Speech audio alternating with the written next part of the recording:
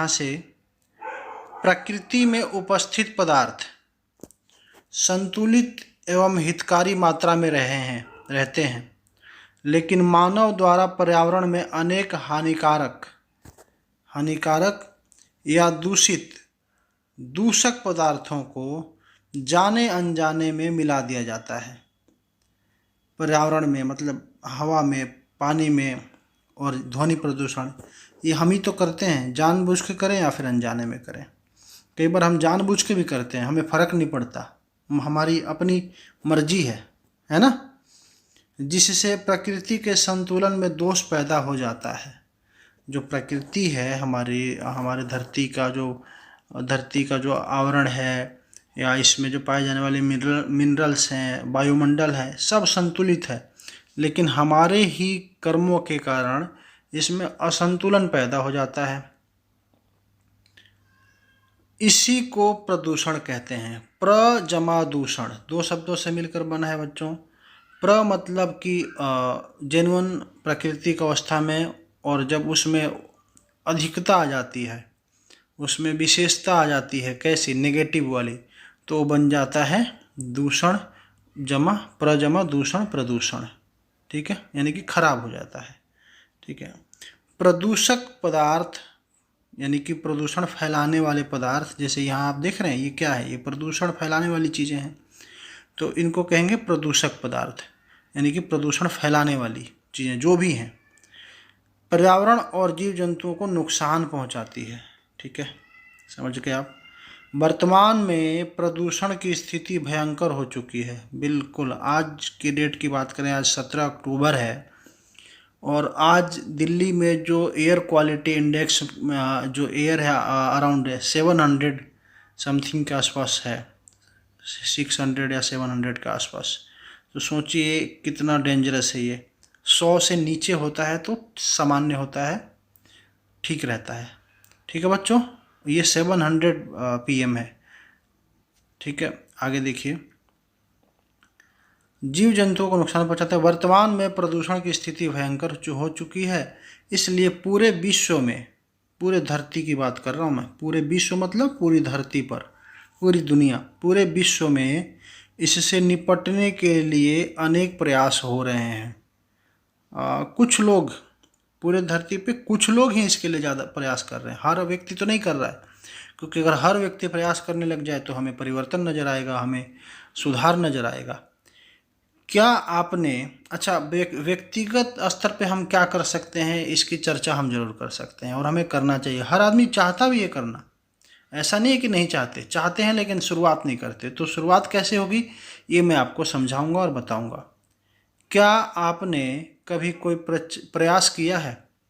ये आपसे बात हो रही है बच्चों, क्या आपने कभी इसके लिए प्रयास किया है, पर्यावरण की सुरक्षा के लिए? किया है तो बताइए हाँ सर किया है, नहीं किया है तो भी बताइए कि नहीं किया है। और करेंगे तो क्या कर सकते हैं आप पर्यावरण की सुरक्षा के लिए, मुझे भी बताइए, मुझे पढ़ के अच्छा लगेगा प्लीज़। और हाँ बच्चों, वीडियो को लाइक कीजिएगा, चैनल को सब्सक्राइब कीजिएगा। चलिए आगे देखते हैं। आपको प्रदूषण समाप्त करने के लिए किन किन प्रयासों की जानकारी है? लिखिए। हाँ, प्रदूषण समाप्त करने के लिए हम कौन कौन से काम कर सकते हैं, इसको हमें लिखने की ज़रूरत है। यहाँ पे हम वही लिखेंगे। तो इस तरीके से इसको लिखिए आप कि प्रदूषण समाप्त करने के लिए व्यक्तिगत तौर पर प्रयास करने होंगे। इसकी शुरुआत स्वयं से करनी होगी। सुनिश्चित करें कि सबसे खतरनाक प्रदूषण पॉलीथीन का इस्तेमाल नहीं करेंगे।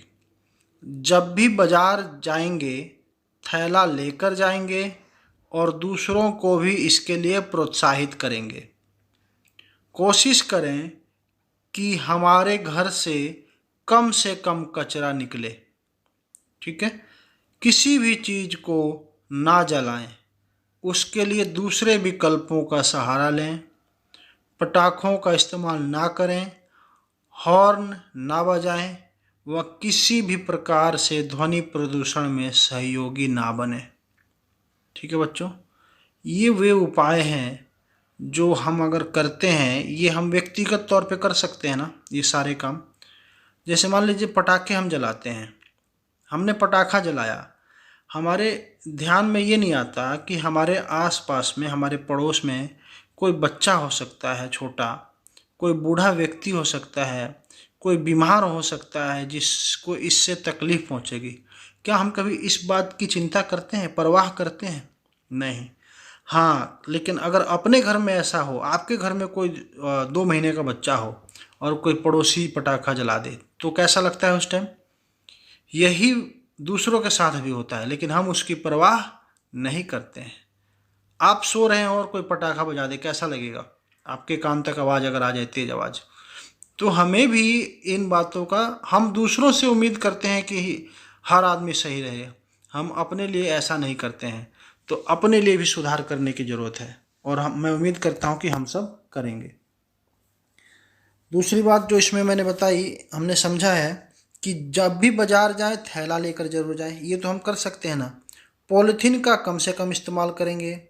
कोशिश ये करें कि हमारे घर से कम कचरा निकले, कूड़ा।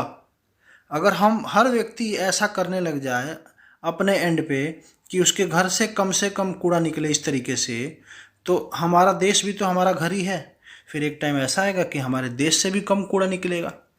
कूड़ा जनरेट नहीं करेंगे हम लोग। बड़े बड़े आजकल कूड़े के पहाड़ ढेर लग चुके हैं, ढेर पड़े हुए हैं। वो उसका क्या इलाज है बताइए? यही इलाज है कि हम व्यक्तिगत प्रयास करें और कूड़े को कम से कम घर से निकालें। दूसरी चीज़, आज भी बड़ी तादाद पे लोग जला देते हैं चीज़ों को। लकड़ी पड़ी है, टायर पड़ा है, चीज़ों को जला देते हैं। और कई चीज़ें आजकल, मोबाइल का कचरा इतना निकलता है, मोबाइल से सब जला दिया जाता है। लेकिन करना क्या है, उसको मिट्टी खोद कर, गड्ढा खोद कर उसमें दबा दीजिए, ठीक है। वैसे वो भूमि को प्रदूषित तो करेगा ही, लेकिन वायु को तो नहीं करेगा।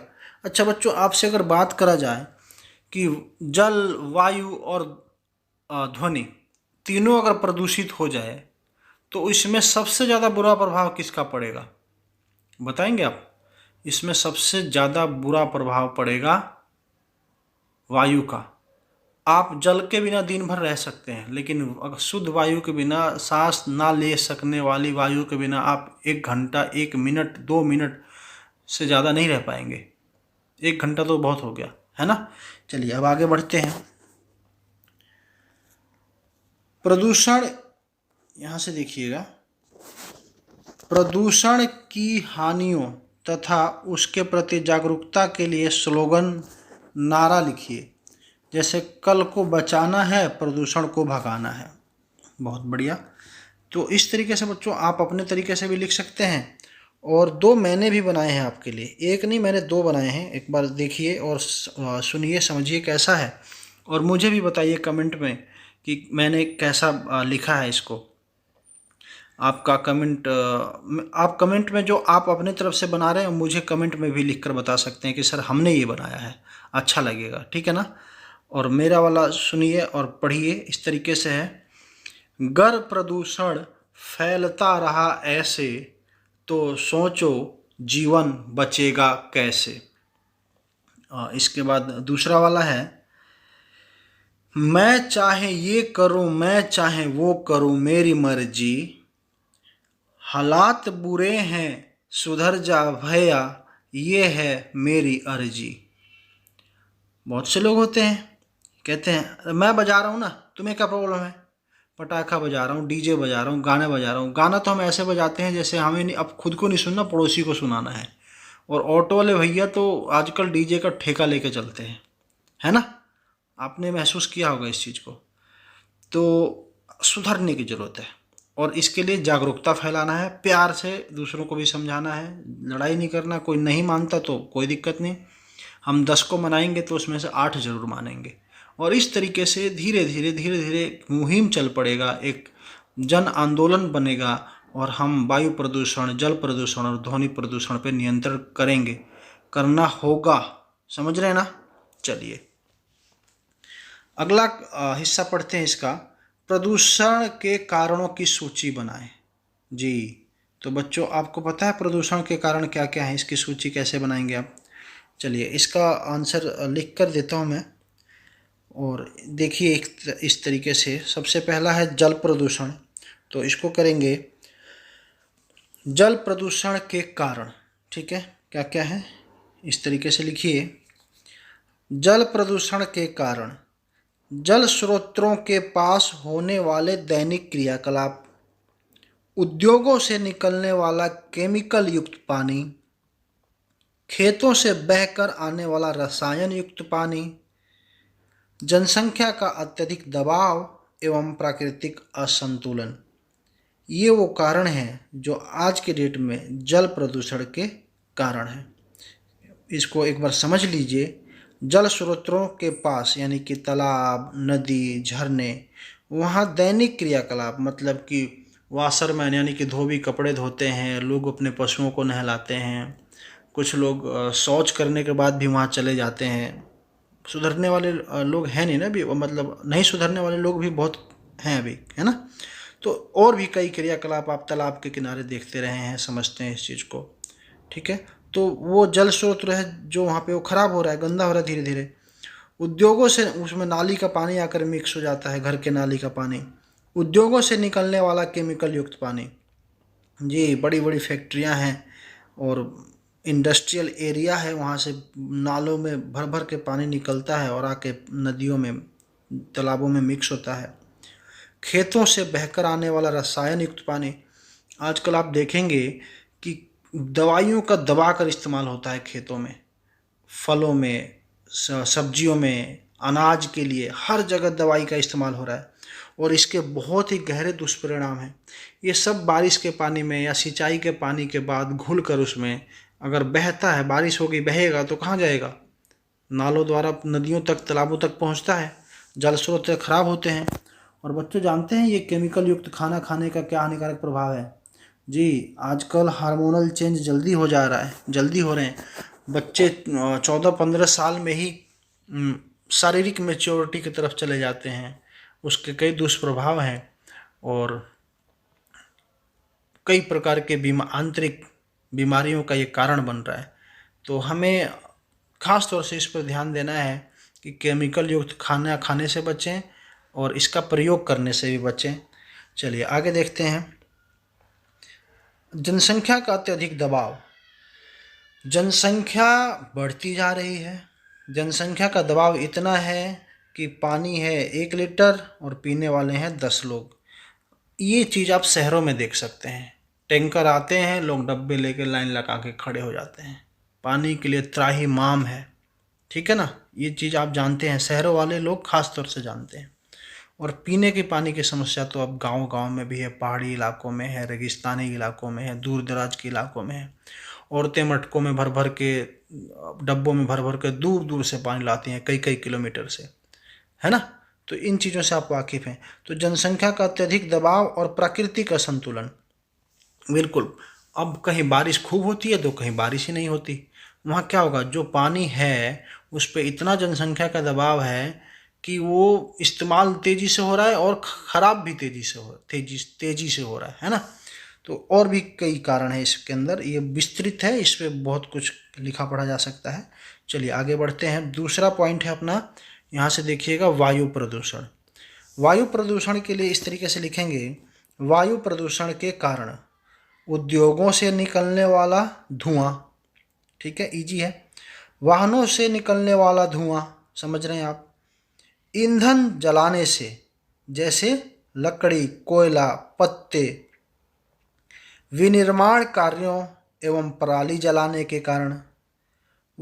वाइल्ड फायर यानी वनों में आग का लगना एवं प्राकृतिक असंतुलन, ये वायु प्रदूषण के कारण है बच्चों, जिसके कारण वायु प्रदूषित होती जा रही है। उद्योगों से निकलने वाला धुआं आप समझ ही रहे हैं, ठीक है, आसान है। वाहनों से निकलने वाला मतलब गाड़ियों से निकलने वाला धुआं, और उद्योगों मतलब फैक्ट्रियों से, समझ रहे हैं ना आप। ईंधन जलाने से, जैसे लकड़ी गांव में बहुतायत में जलाई जाती रही है अभी तक, अब तो खैर चूल्हे आ गए, गैस सिलेंडर, लेकिन अभी भी बहुत जगह लकड़ियां लोग जलाते ही जलाते हैं ईंधन के लिए, ऊर्जा के लिए।